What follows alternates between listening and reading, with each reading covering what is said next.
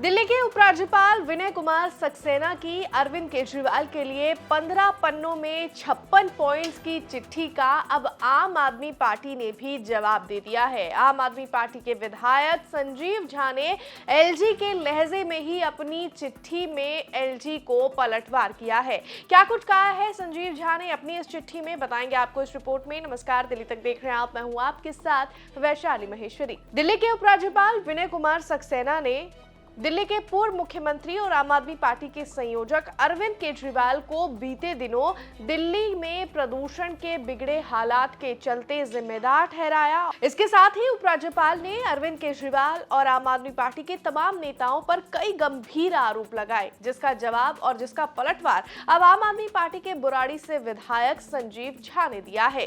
संजीव झा ने अपनी इस चिट्ठी में उपराज्यपाल पर न सिर्फ निशाना साधा, बल्कि उन पर दिल्ली को छोड़कर बाहर क्रिकेट मैच एंजॉय करने का भी आरोप लगाया।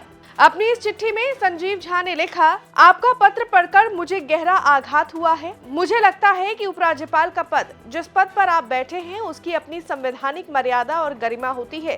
संवैधानिक पद पर बैठे व्यक्ति को अपने कर्तव्यों और पद की मर्यादा का पालन करना चाहिए, न कि राजनीतिक आरोप प्रत्यारोप और प्रचार तत्व वाली चिट्ठियों के माध्यम से जनता के सामने किसी व्यक्ति को निशाना बनाना चाहिए। अगर आपकी दिलचस्पी राजनीति में इतनी अधिक है तो उपराज्यपाल के संवैधानिक पद से इस्तीफा देकर खुले तौर पर राजनीति करनी चाहिए।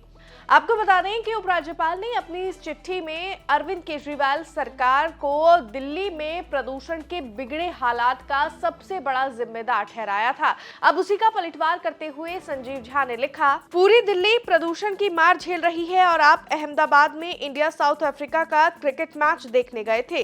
दिल्ली वासी जिस समय अपनी जिंदगी और स्वास्थ्य के लिए संघर्ष कर रहे हैं, संवैधानिक पद पर बैठा व्यक्ति इस समय अपने कर्तव्यों को निर्वाह करता है, न कि व्यक्तिगत मनोरंजन में व्यस्त रहता है।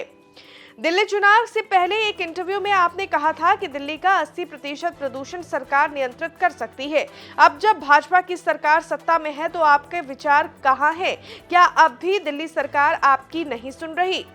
आपका ये पत्र दर्शाता है कि आपकी प्राथमिकता जनता या संवैधानिक जिम्मेदारी नहीं, बल्कि व्यक्तिगत राजनीतिक रेलेवेंस और विरोधाभासी बयानबाजी है। संवैधानिक पद पर बैठे व्यक्ति का मुख्य कर्तव्य जनता की सेवा और प्रशासनिक निष्पक्ष होना चाहिए, न कि राजनीतिक प्रतिशोध या आरोप प्रत्यारोप। आपको याद होगा कि अपनी 15 पन्नों की चिट्ठी में उपराज्यपाल ने अरविंद केजरीवाल के लिए एक कहावत लिखी थी और उन्होंने ये आरोप भी लगाया था कि अरविंद केजरीवाल ने उन्हें ब्लॉक कर दिया है, जिसके बाद उनकी इस कहावत का भी संजीव झा ने अब अपनी इस चिट्ठी में पलटवार किया है। संजीव झा ने उपराज्यपाल की कहावत को एक बार फिर दोहराते हुए लिखा, जब किसी से कोई गिला रखना, सामने अपने आईना रखना, मिलना जुलना जहां जरूरी हो मिलने जुलने का हौसला रखना।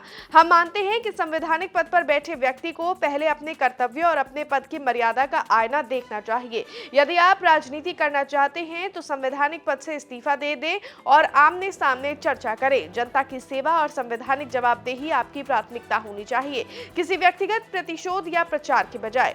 वहीं अंत में संजीव झा ने अपनी इस चिट्ठी में लिखा, इस पत्र के माध्यम से बड़े खेद के साथ मैं कहना चाहता हूं कि जब तक अरविंद केजरीवाल जी की सरकार थी तब भी आप उनकी सरकार की जन कल्याणकारी योजनाओं को रोकने की साजिश कर आप दिल्ली की जनता के खिलाफ थे, और आज जब वर्तमान बीजेपी सरकार दिल्ली की जनता से किए गए वादों से मुकर कर अरविंद केजरीवाल जी के जन कल्याणकारी कामों को रोककर काम कर रही है, तब भी आप दिल्ली वालों के खिलाफ हैं। ना आप दिल्ली वालों के साथ थे और ना दिल्ली वालों के साथ हैं। आपने बस एक काम किया है, उपराज्यपाल रहते हुए उस पद की गरिमा को तार-तार किया। आपकी नाकामियों की विस्तृत जानकारी मैं अगले पत्र में लिखूंगा, ताकि आपको एहसास हो कि आपने दिल्ली वालों के साथ क्या किया।